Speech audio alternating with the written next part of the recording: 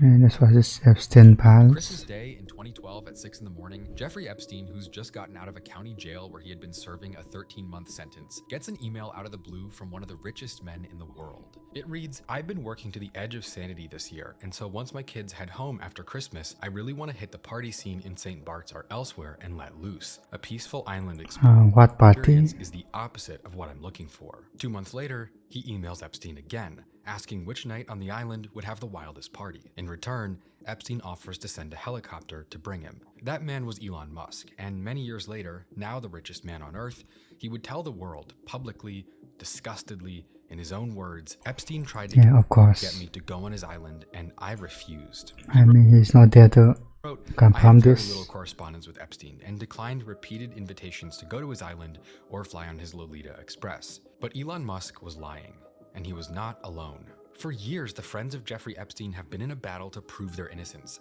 Who had known him only as a rich financier, and who knew his darkest secrets? I never went to the island, I never met any women, and although the time was a mistake, it had nothing to do with that kind of behavior. Who had cut him off after he went to prison the first time, and who came right back to support him after he was released? Yeah, this guy. Who knew exactly what he was and stayed in his inner circle anyway? Did have lunch with him as I was on a boat going across on a family vacation. I have nothing to hide. And so now, with 3.5 million documents from Epstein's personal computer accounts being released to the public, we finally have an answer to all of these questions. And the answer is, almost everyone stayed around him. This video is brought to you by Nebula, the only place where you can watch Mad Kings, my new favorite docuseries that dives deep into the lives of some of the most insane and eccentric leaders of the modern era. So go to nebula.tv/internet. More about that later. After he was named as a sex offender in front of the whole world the first time, Jeffrey Epstein's life didn't change much at all. There's a reason why the Epstein case is this case that simply will not die. Are you still talking about Jeffrey Epstein? This guy's been talked about for years.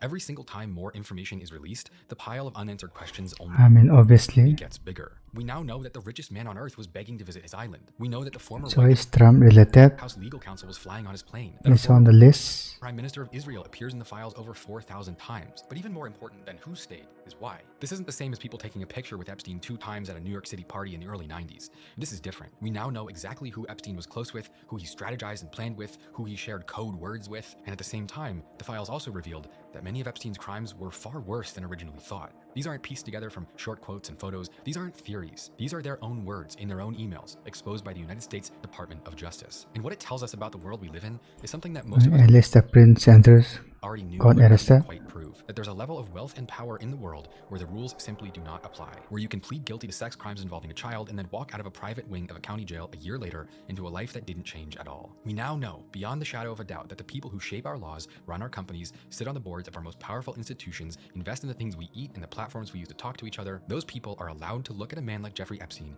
know exactly what he is, and decide that he's not a problem at all. The Epstein files aren't just a record of one man's crimes. They're a mirror held up to the people who control our world. And what it's reflecting is that the system isn't broken. It was built this way. And no one's emails prove it better than the people who fought the hardest to keep them buried in the first place. But don't take my word for it. Instead, let's look at theirs.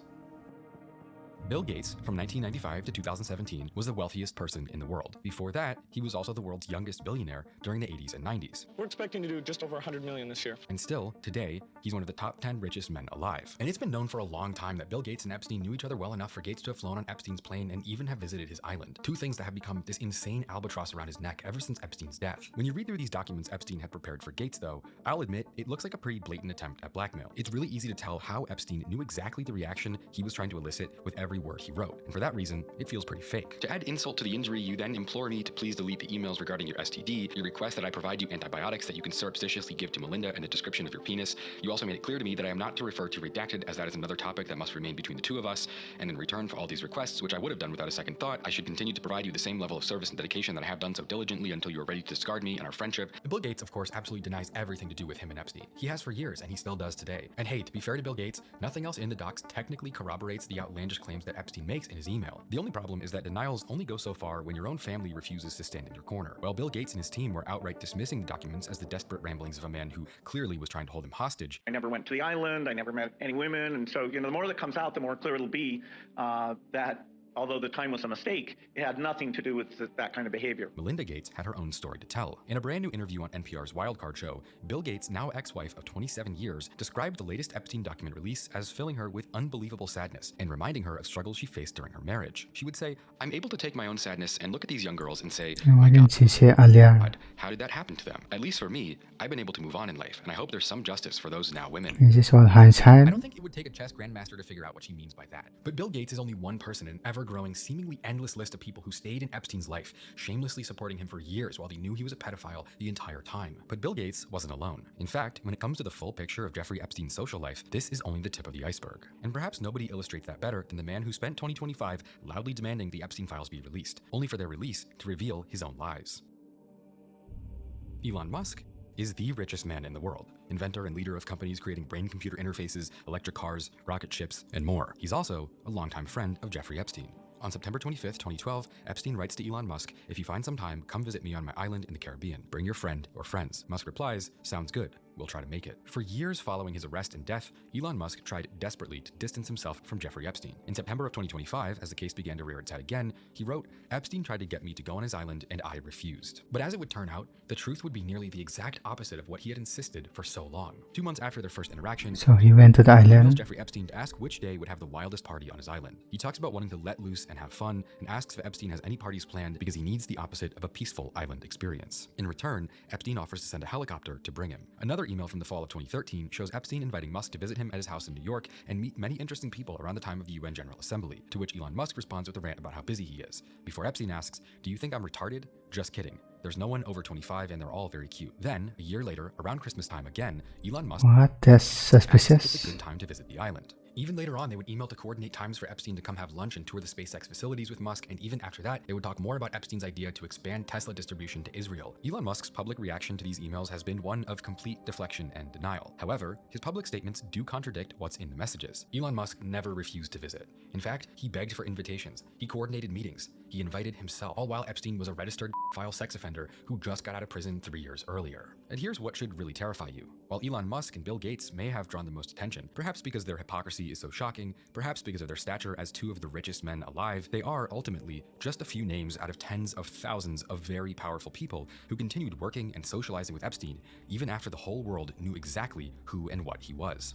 Peter Attia, best-selling author, researcher, CBS contributor and ambassador, and investor in rapidly growing protein brand David. Overall, charming celebrity doctor, He's media trying to make Epstein immortal personality, known around the world as an expert on aging and longevity. But when after he's knowing all the crimes and surfacing all. in the Epstein files, he comes back almost 2,000 times. In June of 2015, 6 years after Epstein got out of prison, Attia writes him an email with the subject, "Got a fresh shipment," with a now redacted image attached. Epstein replies with his own now redacted image. Attia says, "Please tell me you found that picture online." Epstein confirms that whatever it is in the image belongs to him, to which Attia responds, "The biggest problem with being friends with you is that the life you lead is so outrageous, yet I can't tell a soul." Over the years, Attia writes to Epstein about going through withdrawal when he wasn't seeing him. They would joke about the macronutrients in women's pussies. Attia would reach out to Epstein and talk about visiting his island. So why is he still friends with Right, him? nothing like Little St. James, I bet. Their emails even reveal a dark truth from Attia's personal life. In a book he wrote in 2023, Attia shared that in 2017, he had been so selfishly absorbed with his work while on a trip to New York City that he did not go home to be with his family in California after his infant son had a heart attack, ultimately only returning 10 days after it had happened.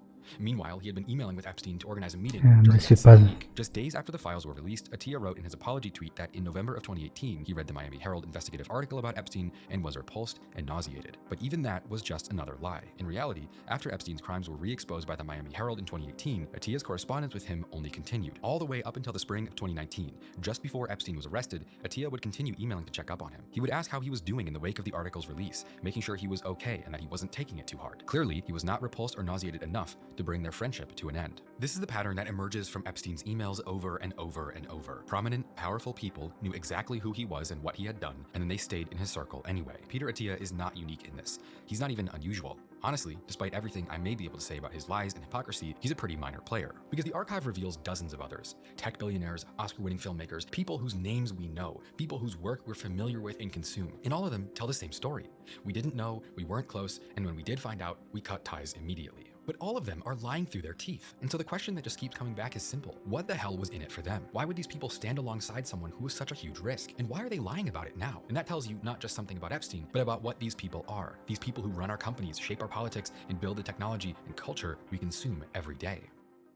In the spring of 2012, Epstein was planning a trip to Paris, and during an email with a friend, he lets it slip that he's going with Woody. Woody, of course, being the 4-time Academy Award-winning, world-famous film director with 50 movies to his name, Woody Allen. And then, Epstein's friend asks if they're going for the pedophile convention, to which Epstein replies, I think It's like incest or something in there, right? And Woody Allen, besides Woody being a Allen? filmmaker, is also the man who began a sexual relationship with and later married his own ex-wife's adopted daughter. Yeah, that's it. Allen goes on to appear in the files 7,000 times. They plan visits to Little St. James and Epstein's ranch in New Mexico. They organize dinners in New York and Paris. Epstein gives him furniture. He coordinates with his wife. Woody Allen made movies. He has fame, influence, cultural capital. He's a highly respected artist. Really, he's one of the most beloved filmmakers alive. Critics praise his films. Journalists still clamor to talk to him. Actors want to work with him. He's received every award there is. But at the same time, he spent years scheduling visits to Jeffrey Epstein's island. And the fact that he was right there in Epstein's inner circle for years after the conviction, it tells you something that's deeper than just emails. It tells you that Epstein's world wasn't a shadowy conspiracy. It wasn't hidden. It was full of the same people our culture celebrates. His friends were directors with Oscars, scientists who stand on stage and give TED Talks and release best-selling books,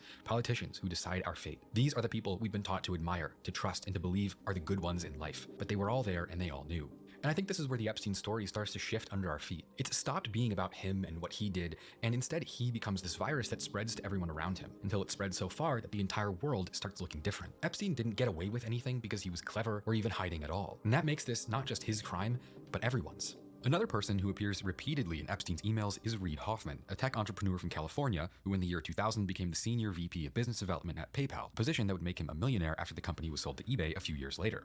But then, along with other PayPal founders and employees, he became part of the PayPal Mafia, an informal group of former PayPal executives known for their own massive success after they sold PayPal to eBay. This network includes the founders of YouTube, Tesla, Palantir, Affirm, Yelp, as well as executives from Reddit, Sequoia Capital, Square, and more. In 2003, he would then co-found LinkedIn and would grow it into becoming the world's biggest business-oriented social media platform, selling it in the end to Microsoft for over $25 billion.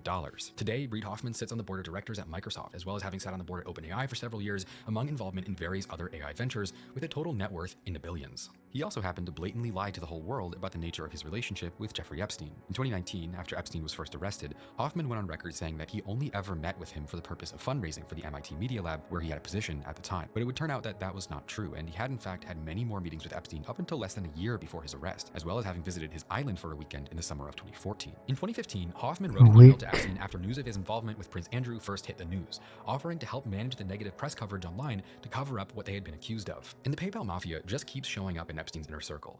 Elon Musk, Reid Why Hoffman, they are trying to cover up the crimes? and now even the company's founder himself, Peter Thiel, who also appears in the Epstein files far more often than he ever admitted on his own. Peter Thiel, after founding and selling PayPal in the early 2000s, became a central figure in Silicon Valley, but not as an entrepreneur himself. Instead, he began a career in venture capital that would be considered by many a form of political investing. He would fund tech companies that disrupted traditional industries, building up a huge portfolio of companies like Airbnb, Uber, Stripe. He was even the first outside investor in Facebook, giving them $500,000 in exchange for 10% of the company in 2005. Meanwhile, he would advocate for libertarian politics on the side, giving big donations to figures like Ron Paul and more. But over the years, Peter Thiel's political perspectives shifted dramatically, generating skeptical media attention and a variety of questions around the nature of his influence ever since. At various times, Peter Thiel's advocated against women's rights to vote, publicly questioned the viability of democracy itself, called for a hyper-capitalist corporate takeover of world governments, and, most recently, delivered a series of lectures alleging that the biblical Antichrist is publicly emerging right now in the real world from the movement for environmental conservation. Perhaps most notably, though, the one exception to his career of mostly investing and advocating would be, of course, his second company, Palantir. Now worth over $300 billion, Palantir specializes in building intelligence tools for military and police use, and has been identified by many as essentially operating like a private surveillance state. And Peter Thiel appears in the Epstein files over 2,000 times, with records showing various lunch events, meetings, and visits throughout the 2010s. And while Peter Thiel would say that his interactions with Epstein were purely a product of Epstein being a, quote, crazed networker, records that emerged later would tell a completely different story. Because by 2015, Peter Thiel and Jeffrey Epstein were literally doing business together. In 2015 and 2016, Epstein invested a total of $40 million in Valor Ventures, a venture capital firm that Thiel had co-founded for funding tech companies outside the typical Silicon Valley bubble. Around that same time, Epstein began pitching that Thiel's funds should invest in an Israeli software company called Carbine that was making emergency communication apps, and they would invest tens of millions of dollars. And in addition to that, the Epstein files revealed that there would be dozens more meetings between Peter Thiel and Jeff Epstein, showing countless invitations and conversations over the years. And despite Peter Thiel diminishing his relationship with Epstein as inconsequential and transactional, they in fact stayed in contact all the way up until just a couple months before Epstein died, far after the world began to take interest in his case yet again. But as I was going through this part of the files, it started to look like Peter Thiel being dishonest was was actually the least interesting part of his relationship with Epstein. Instead, I started asking, how did Epstein get involved with this Israeli company in the first place? Who brought it to him? Who connected him to the Israeli tech world and pushed him to shop it around Silicon Valley? And the answer to that is that this company, Carbine, that's today worth over $900 million and deployed all over the world, was co-founded by yet another good friend of Jeffrey Epstein, the former Prime Minister of Israel itself. Ehud Barak is a former general in the IDF who was active in Israeli national Even the politics Prime from the Minister? late 90s to the early 2010s, serving at different times as the Minister of Defense, the leader of the Labour Party, the head of the IDF, and at one point even as the country's Prime Minister as the successor of Benjamin Netanyahu's first term. He also appears in the Epstein files over 4,000 times. And looking at their relationship as revealed by the release of the Epstein archives, we can see a level of connection that goes far beyond Maybe the casual. guy is threatening Trump to release the files. Because from 2013 to 2017, So that's Barack why he started a war to distract from this. and Epstein are on record having met at least 40 times, and for some years, they had scheduled appointments every month. Epstein functioned in many ways as Barack's secret advisor, giving financial and business advice, helping expand his network, and acting overall as a kind of sounding board. And even more than just visiting the island, which he also did, back in New York City, Barack and his wife would so frequently stay over at Epstein's Upper East Side apartment that it turned into a running joke for Epstein's staff. In 2015, Epstein's assistant emails her colleagues to ask, Jeffrey is wondering if we can get faster internet for apartment 11J. Ehud is requesting it. Looks like this is slowly becoming his apartment. And if their social ties were close, their financial entanglements were even deeper. In 2015, Barack invested $1.5 million in a seed round for Reporty, later rebranded as Carbine, an Israeli emergency communications software startup. And much of the capital for that investment had been given to him directly from Epstein himself. And besides Barack, the only other investor in that initial round was the Israeli Ministry of Economy itself, which contributed $300,000. Basically, Jeffrey Epstein was deeply financially connected to the highest level of Israeli politics. According to Reason magazine, Epstein used Barack to seek out opportunities in the surveillance industry and build connections with powerful figures around the globe, including multiple figures in Israeli intelligence and figures in Vladimir Putin's circle. Of course, there's still the question of what Barack knew and when. He has maintained that he had no idea Epstein was involved with underage girls, but leaked emails reported on by Straight Arrow News show that Barack's own aide sent him news articles about Epstein as early as 2011, 4 years before Epstein invested in Barack's companies. And so Epstein's relationship with a former Prime Minister of Israel has raised even further questions about what exactly Epstein's true role in politics may have been. Because as it would turn out, his connection with Barack wasn't just social and wasn't just financial. Not only is he hosting this guy at his house all the time, he's advising him on politics, emailing about how to deal with Iranian nuclear enrichment, pushing ideas about taking military action against Syria. They weren't just friends and business partners. Epstein was exerting influence with a political agenda as well.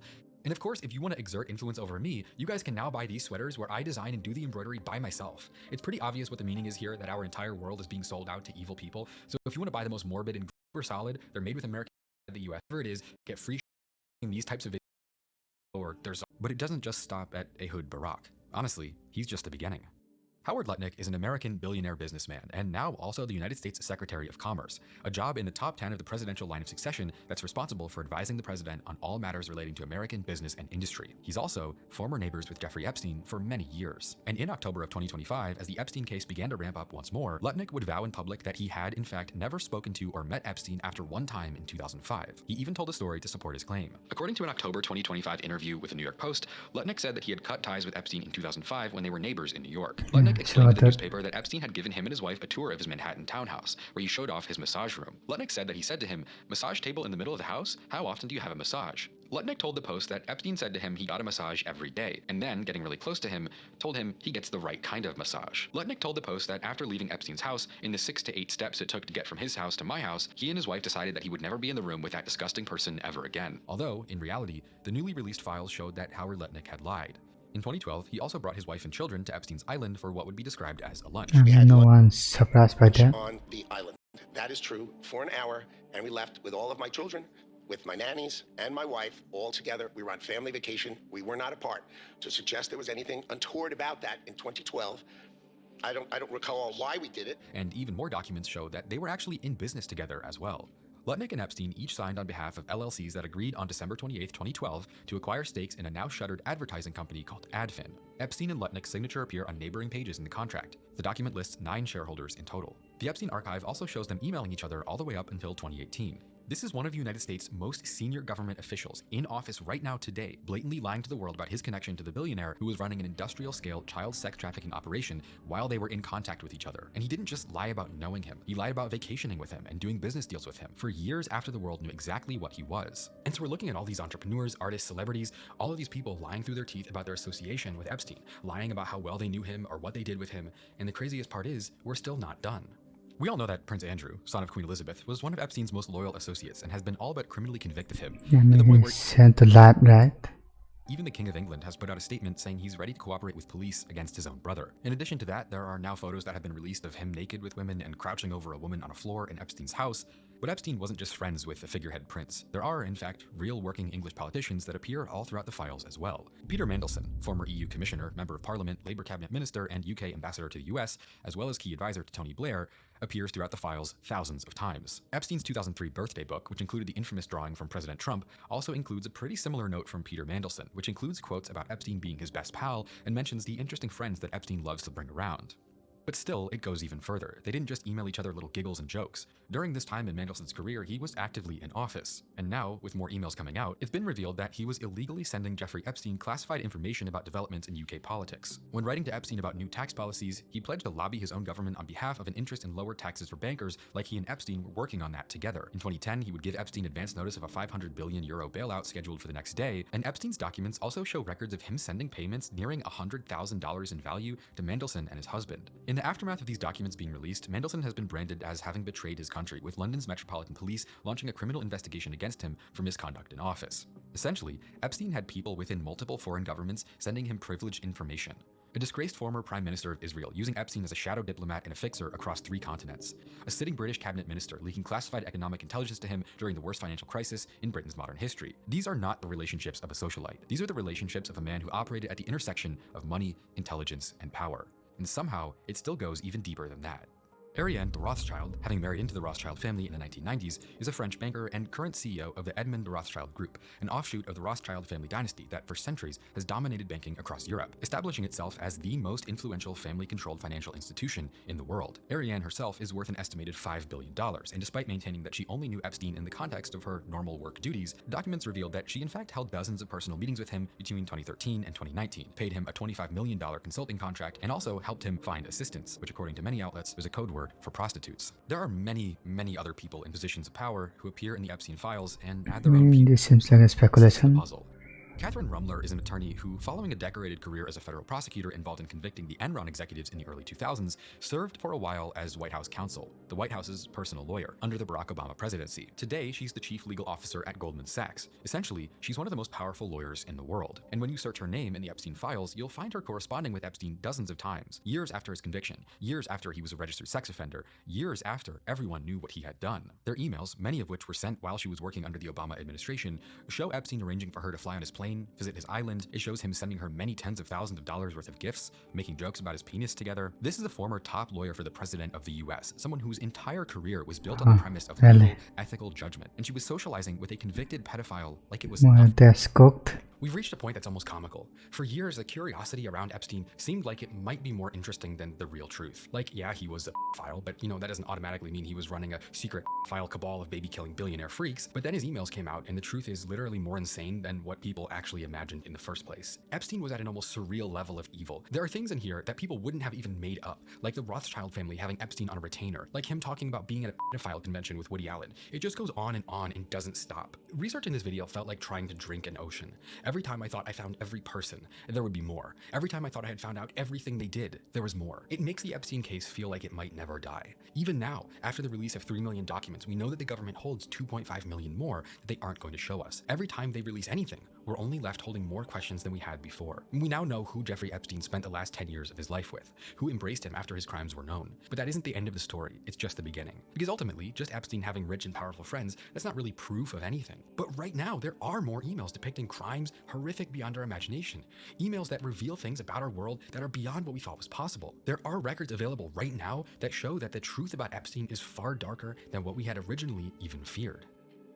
For decades, our society has been obsessed with the idea of secret elite gatherings where the rich and powerful engage in dark rituals behind closed doors. Stanley Kubrick's Eyes Wide Shut, released in 1999, just weeks after his death, Bohemian Grove. depicted masked aristocrats conducting occult sexual ceremonies in mansions, and we saw it as an exaggerated metaphor, a filmmaker's dream about wealth and depravity pushed to the nightmarish extreme for the sake of storytelling. But now there's this huge cultural resurgence around the movie because the Epstein files have made it impossible to see things like this as just movies anymore.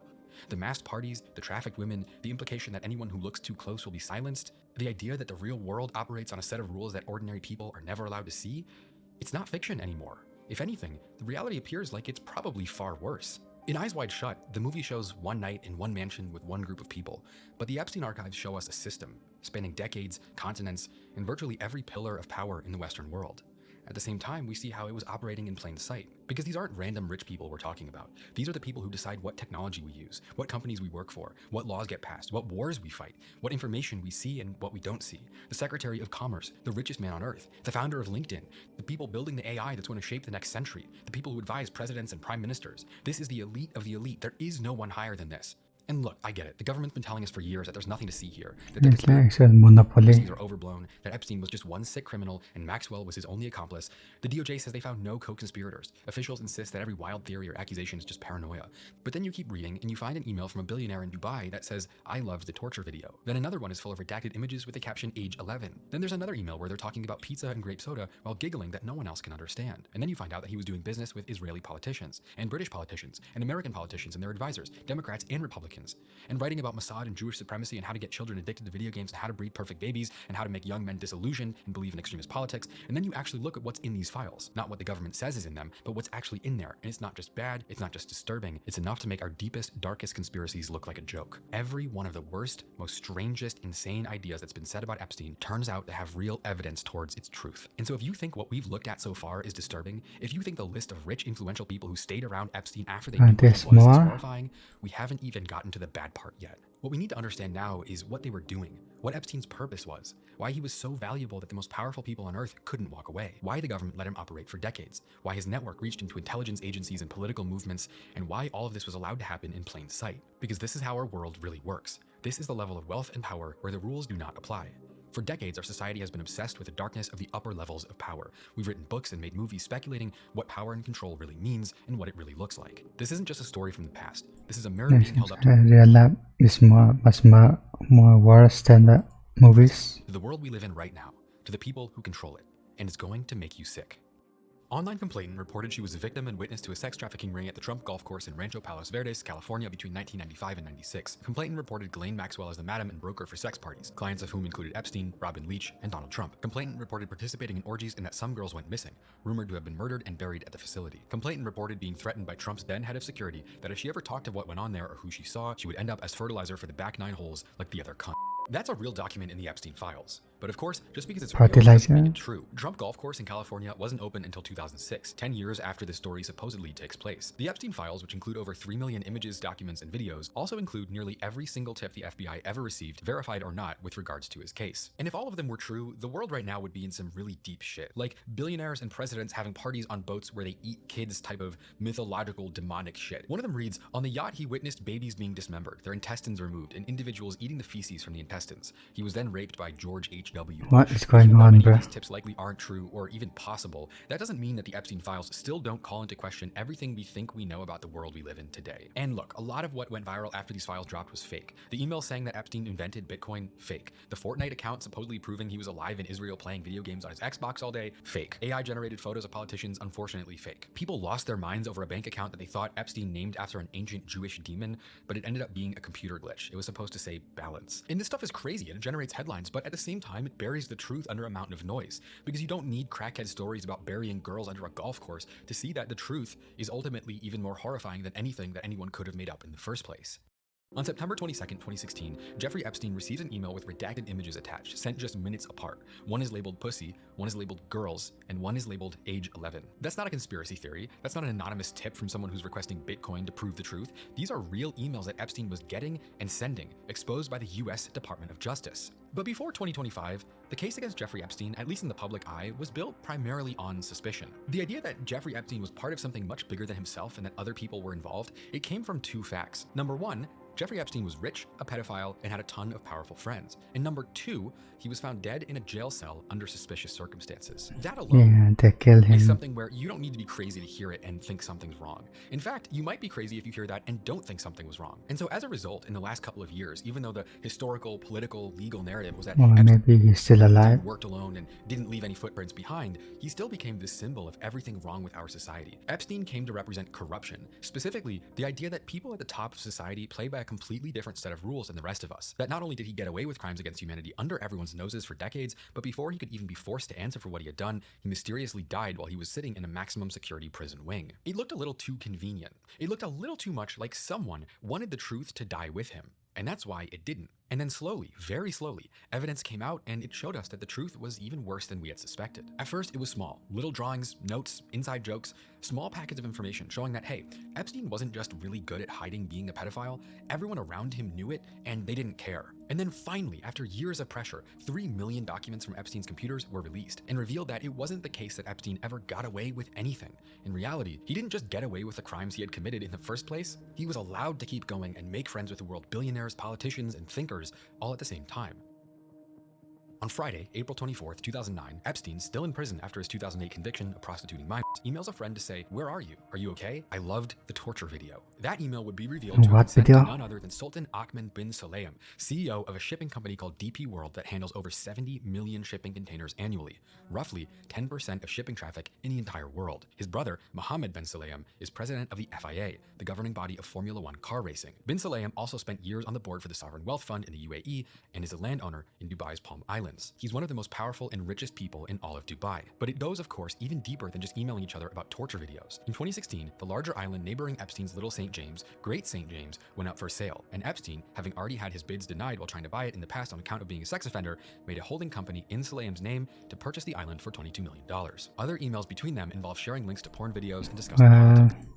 At one point, Sulayem would Yes, rich people, they are spy that and land. the Moldavian arrived. Big disappointment that the Moldavian is not as attractive as the picture. This is literal confirmation in writing from a first-hand, first-party involved person that Epstein was trafficking women to different powerful people around the world. Everything they said about Epstein was true. Here he is with a man who controls one of the biggest shipping companies in the world, one of the most powerful men in the Arab world, talking about torture porn while he's in prison, sending him prostitutes and getting him to help him buy more islands. Epstein was exactly who they said he was. He was doing horrific, disgusting shit with people who sit at the highest level of power and influence in the world. And the more you read, the worse and worse it gets. In 2014, someone writes to him, "Thank you for a fun night. Your littlest girl was a Littlest. After U.S. congressmen were allowed to view unredacted Epstein files in a secure context, they would report back that many files that had been redacted were related to crimes that's against insane. 15, 14, 10, and even 9-year-old girls. They would also say that they had identified at least 6 men, one a high-ranking foreign government official, one a prominent public figure, who were all directly involved in Epstein's trafficking activities. There is now undeniable proof that Epstein was doing exactly what everyone suspected he was doing.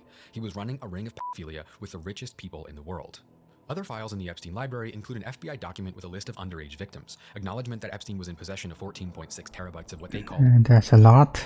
obscene material, and countless redactions filed under child sexual abuse material not scanned. But here's what gets me. Those emails, the torture video, the littlest girl, the age 11, these are the ones where they were talking casually, where they aren't hiding anything.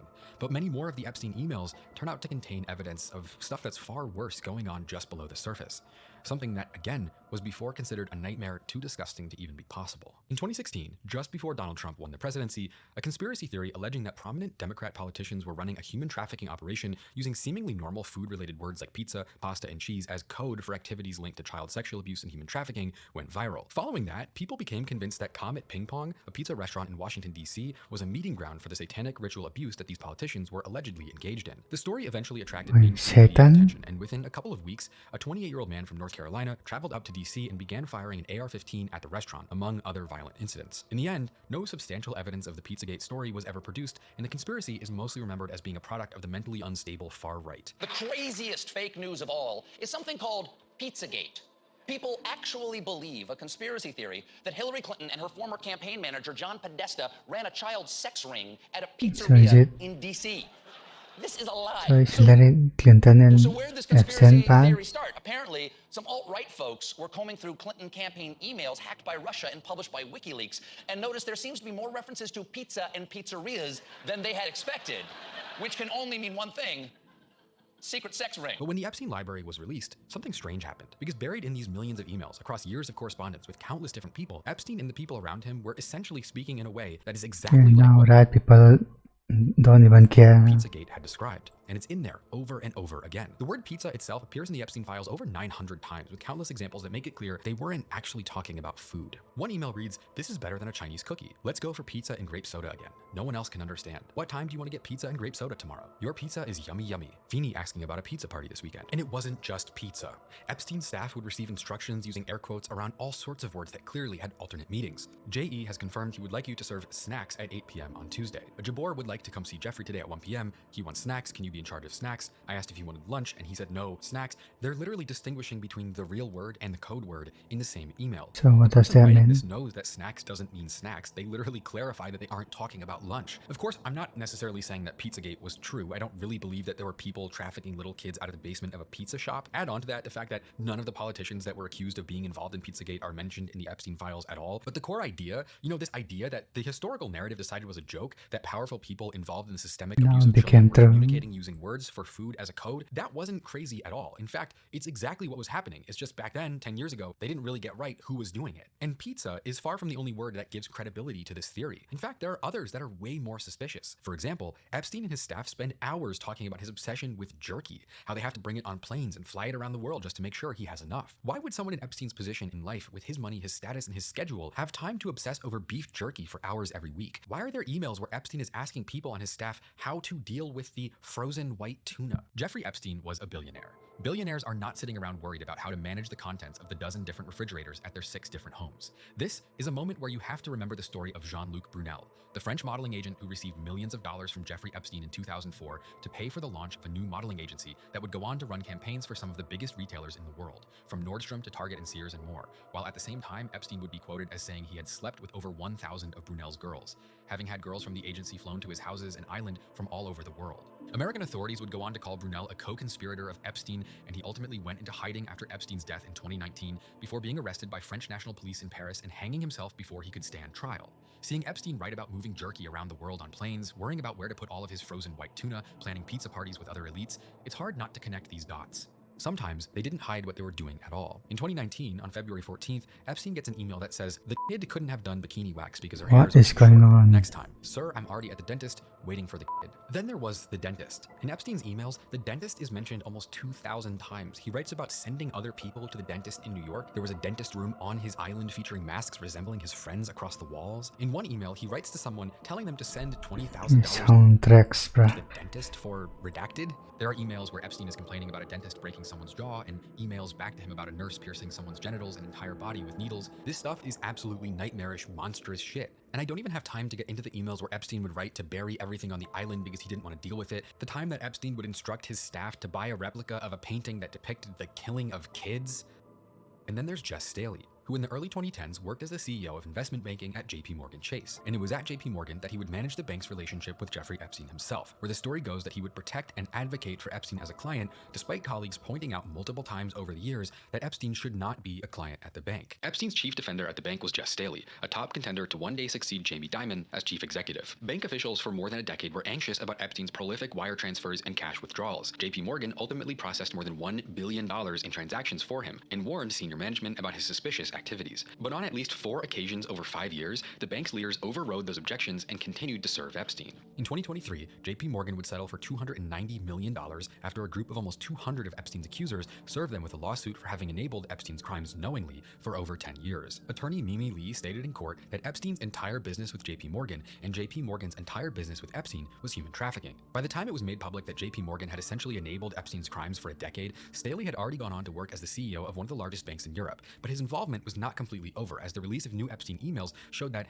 Epstein wasn't just his client, he was Epstein's client as well. In 2010, Epstein emails someone about wanting to photograph them in a Snow White costume. Then, a month later, Staley writes, "That was fun. Say hi to Snow White." Epstein replies, "What character do you want next?" Staley says, "Beauty and the Beast." Separately, someone else emails Epstein to say, "The Snow White was fucked twice as soon as she put on her costume." Later on, during a civil case What? against him, a victim identified as Jane Doe 1 alleged that Staley personally observed her as a trafficking victim and used aggressive force in his sexual assault of her and told her that he had Epstein's permission to do whatever he wanted to her. Staley has still never been charged with Do you anything. think cosplay? And even on top of all of this, just absolute horror, the files only continue, as we see that, again, the government turning a blind eye to Epstein in the years during and after the charges against him resulted in not just a continuation of his crimes, but in him beginning to build a far-reaching political and cultural agenda as well. In 2011, Epstein was introduced by Boris Nikolic, longtime scientific advisor of Bill Gates, to a 23-year-old man named Christopher Poole. Poole at this point was already famous, or should I say infamous, given that he had already been voted by Time as the most influential person of 2008 after founding the anonymous online forum 4chan when he was 15 in 2003. 4chan over the years would become both the internet's most culturally influential and also most horrific platform, a breeding ground for the most viral memes and extreme ideologies and even real-world violence, described by some as an incubator for the darkest corners of online culture and politics. Its B board in particular attracted significant media attention when it became a lawless home for the sharing of porn and other illegal content in the early 2010s. But Nikolic writes to Epstein, "There is a really cool kid you should meet. He's only 23. Read his bio." Epstein replies later that he loved meeting Moot and he calls him bright. He said, "I drove him home. He's very bright. I liked him a lot." Later on, Nikolic sends an article about 4chan, writing, "This article describes why I find Moot interesting. The potential for manipulation is huge." And it just so happened that just 2 days after Christopher Poole met Epstein,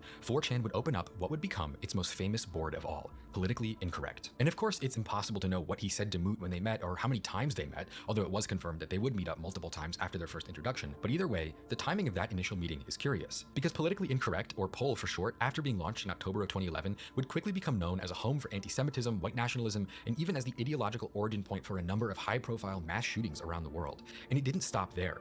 It would become, in effect, exactly what Nikolic and Epstein thought it could be, a place where the potential for manipulation was huge, a place where anonymous, disaffected young people could be radicalized, organized, and even mobilized. Undoubtedly, POL is the birthplace of the wave of populist ultranationalism that has come to dominate the landscape of American politics in the 21st century so far.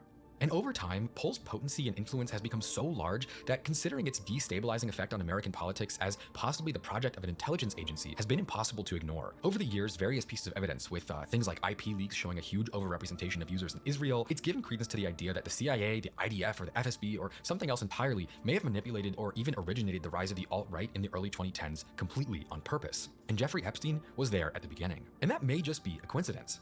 But it might also be a coincidence in the same way that having a multi-billionaire write 900 emails about ordering cheese pizza for him and his friends while they giggle about no one else understanding their code words is just a coincidence. But if we're being honest, 4chan, for all of its outsized cultural influence and Epstein's strange involvement, that may have still just been a relatively minor curiosity in Epstein's world. Moot from 4chan is not the only online political personality Epstein would meet with. Steve Bannon is the former chairman of Breitbart News. He was the chief strategist in Donald Trump's White House in 2017. At one point, he was also the vice president of Cambridge Analytica, the data firm that harvested the personal information of tens of millions of Facebook users without their consent to build psychographic profiles and micro-target voters with political advertising designed to exploit their individual fears, prejudices, and vulnerabilities. And perhaps most importantly for the purposes of this story, he's also one of the most influential voices in the MAGA movement, the host of the War Room podcast, and the man who arguably did more than any other single person to build the ideological basis of America's far right. And he appears in the Epstein files almost 2,000 times. Their relationship wasn't casual, it wasn't transactional, it wasn't 3,000 handshakes at parties. It was, by any honest reading of these emails, one of the closest and most significant friendships of the last decade of Jeffrey Epstein's life. After meeting in 2017, Epstein and Bannon began texting constantly, sharing political intelligence, mocking Donald Trump behind his back, and scheming on how to reshape global politics together.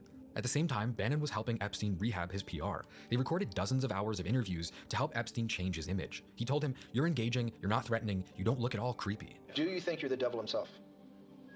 No, but I do have a good mirror. In April of 2019, Bannon writes to Epstein, "We must counter the narrative that says f***ist who traffics in female children to be by the world's most powerful, richest men." This is one of the most influential political operatives alive, the man who came up with Trumpism and designed the right-wing resurgence that dominates politics today, sitting in Jeffrey Epstein's corner, trying to help him fix his image. Even on the very same day Epstein was arrested, his last day alive as a free man, they were texting about meeting up for breakfast to continue their project of making Epstein look better and bring him back into the public eye. The last message reads, "All canceled." He's a PI guy.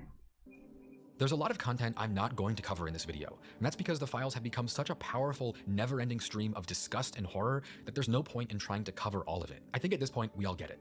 The Epstein files made it clear that his crimes were worse than most people imagined, it's worse than the government was willing to admit, the world allowed it to continue when it could have been stopped many times over, and that Epstein was not just a pedophile, but somehow more connected to the highest levels of global politics and economics than anyone ever thought. There are elected politicians walking out of classified briefings right now saying that they saw evidence of crimes against girls as young as 9. There are 14.6 terabytes of what the FBI called obscene material. There are dozens of folders labeled child sex abuse material not scanned, and it all sits in between Epstein rubbing elbows with the most So powerful how people about Donald Trump? alive. And all of this comes There's from the no years pulse, of Epstein's life where he was supposedly in hiding, supposedly or was it removed by the despite his FBI? crimes. All this stuff where Bill Gates and Elon Musk and Peter Thiel are meeting up with him, a former prime minister of Israel stayed at his apartment 50 times, helped him invest in companies, Saudi billionaires are helping him buy islands.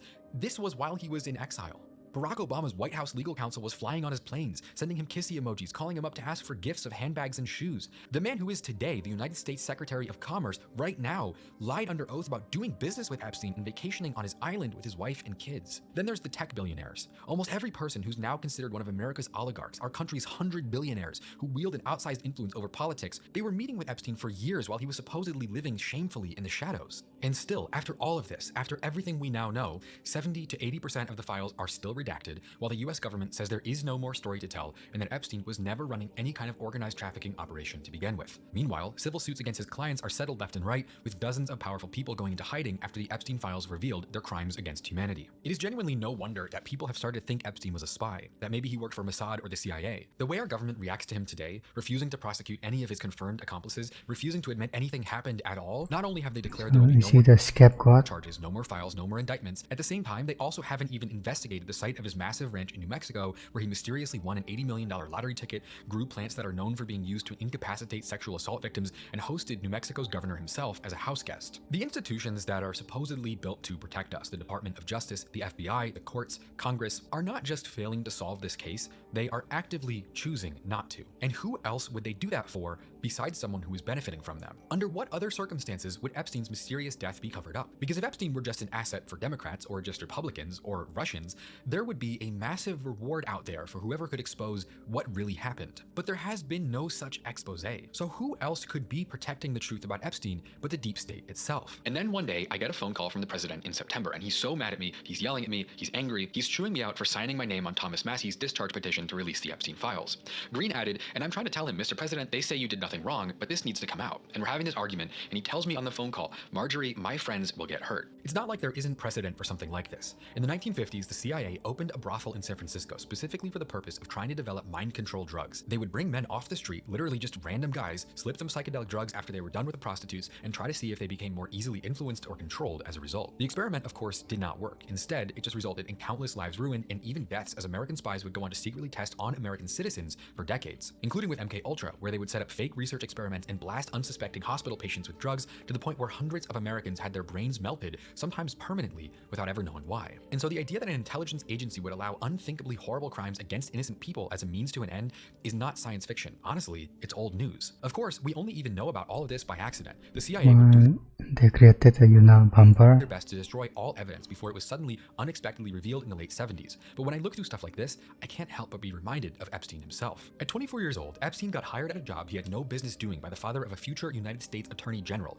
who at the same time had recently left his job in the OSS, the United States spy agency before the CIA was formed. Then, after being fired, Epstein ends up working as a banker at one of the most prestigious firms in New York City, before being asked to leave when he got caught for insider trading. After that, he's on record working in some capacity for Adnan Khashoggi, the Saudi billionaire arms dealer who was known around the world for being the key player in the Iran-Contra scandal, where the US government, specifically the CIA, secretly, illegally sold weapons to Iran during an international embargo. It was around this time that numerous people would go on record saying that Epstein had introduced himself to them as a CIA agent. He was also known for having and using multiple passports with different names on all of them. Later on, he ends up in a long-term relationship with Ghislaine Maxwell, daughter of Robert Maxwell, a man who not only owned hundreds of millions of dollars worth of publishing companies and newspapers, but was also known for having ties to Israeli intelligence, to the point where he received an Israeli state funeral, attended by the Israeli president, prime minister, and 6 serving Mossad officers, despite having never been an Israeli citizen himself. But Maxwell would famously suffer a death not dissimilar to Epstein, as he mysteriously fell off the side of his boat while sailing around the Canary Islands in the early 90s during a time of financial instability in his business, with rumors flying that he had been trying to extort Mossad at the same time.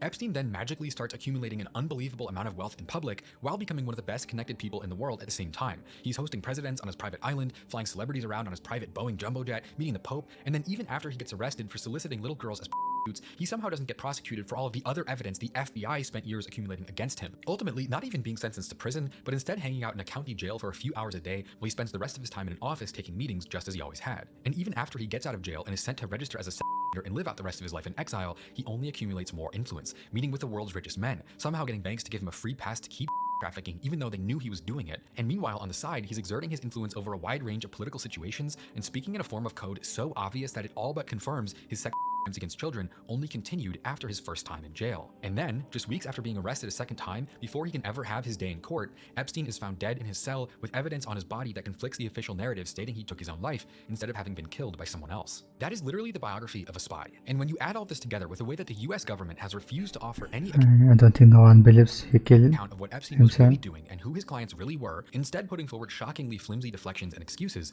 it starts to look an awful lot like Epstein may have never gotten away with anything, but instead was part of a much bigger machine than we currently understand. He was rich for essentially no explainable reason, has a history going back decades of international spy involvement, claiming to be a spy in front of other people, was given a huge break after he was caught the first time, with multiple people involved in his 2006 arrest saying that they were basically told not to pursue the case because of how important he was. And then you add in the fact that he was literally killed the next time they got him. My point is that the Epstein files aren't just about what one man did.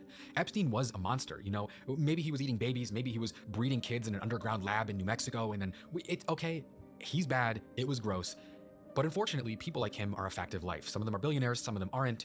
And there are a lot of examples of people doing stuff like what he did. I don't know if you guys are familiar with Jimmy Savile, the British radio host, did hundreds of kids over decades and was never stopped. As horrible as it is, these things happen. And the point of the story is not about the monster, it's about the system that allows it. What really truly disturbs me about this story is how it shows us that we are in a world right now today where a registered sex offender can walk out of prison and then have the richest man on earth begging to visit his island within 2 years. And this is the thing I keep coming back to. It's not about the billionaires or the politicians or the intelligence agencies, it's about us. Because the reason the Epstein case won't die isn't because people are obsessed with conspiracy theories, it's not because people are bored or paranoid or looking for someone to blame, it's because when we were growing up, they told us the world was fair, that if you work hard, good things happen, that the people in charge earned their place and they're there to look out for us, that the system works, that the moral arc of the universe bends towards justice, or whatever it is that the shitlib Reddit people say. And, you know, you believe it because you're young and you trust the world you were born into. Why wouldn't you? And then slowly, piece by piece, we start to notice that things don't add up. A billionaire gets a slap on the wrist for something that would put you away for decades. Politicians lie on camera and nothing happens. A corporation poisons a river and they pay a fine that amounts to a Chipotle bowl out of their bank account. And each time, we're told it's an exception, that the system isn't perfect, but it works. And then Jeffrey Epstein happens, and it shows us the clearest, most undeniable proof that this story that a bunch of crazy people won't shut up about is actually true. There is a level of power where none of the rules apply, where you can do the most evil, depraved, unforgivable things imaginable to the most vulnerable, innocent people on earth, and nothing will happen. Not because the system failed, but because the system worked. It did exactly what it was designed to do. Protect the people at the top. And it feels like a violation of our rights as people to live in a world where our freedom and liberty are protected. And when people like Epstein are allowed to take people's freedom and liberty away and torture them and then get away with it, this is a crime against humanity. And that's why people care. That's why this case doesn't go away. Not because we're fascinated by Jeffrey Epstein and his crimes. He's dead. People care because of what it means for the rest of the world. People care because there are people out there right now today who are still rich beyond measure, still living like kings, free and powerful, who are passing around little girls as young as 9 years old like they were objects, and there has been no justice. They need the outrage to fade. They need you to accept that this is just how it is and there's nothing you can do about it. And maybe they're right. Maybe there isn't anything I can do. I'm just a guy on YouTube. I can't arrest anyone. I can't unseal the files. I can't undo what Jeffrey Epstein did, but I can refuse to shut up about it. I can refuse to let the story die. I can say, look at what they did, look at who knew, look at who's still walking free, and look at the world we actually live in. They want us to forget. It's our job to make sure that never happens. And I think we should all know what this pattern of power and control can look like when it runs to its natural endpoint, because there are more than enough places where history shows us exactly that. Jeffrey Epstein is obviously not alone in being evil and powerful. One thing I think about all the time is Idi Amin. He grew up in poverty in the 1950s in Uganda, rose through the ranks of the government, and after becoming president, became known as the Hitler of Africa, killing up to 500,000 people during his rule, among other atrocities. And in a time like this, it's fascinating to see how power unilaterally corrupts, and what that corruption can bring about later down the line once it begins. It's something I thought about a lot after watching Mad Kings, the new docuseries from Real Life Lore. They have episodes about Idi Amin, Uday Hussein, Kim Il-sung, and more, all focusing on the modern era's most insane rulers and kings. I guess stop ending then. That's very cool video. It's a long one.